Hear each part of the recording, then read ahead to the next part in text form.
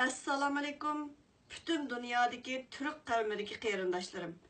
Bugün Amerika parlamenti aldıda ötküzüldüğün Salih Hudayar başçılığındaki yaşlarımızdan ötküzmekçi olgan, milletimizdeki horluk uçuravatkan, milletimizden depsendicilik uçuravatkan, avazını anlatış yüzsüden ötküzmekçi olgan namayisiga 6 gün kaldı.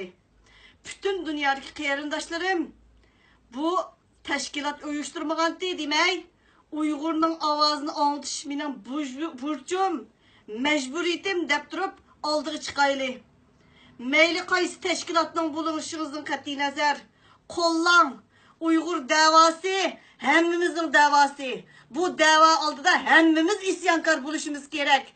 Bu ziddiyet dokunuşlarını oylaşmay, bütün Uygur diyen adam, Türk diyen kişi bizni desteklanlar. Uygur diyen kişi hemen oturga çıkış. Bu bizim mesuliyetimiz. Bugünkidek şermendirçilikte yaşap ketmeyli. Kızlarımızın bütün lentileri çıkıvatıdı.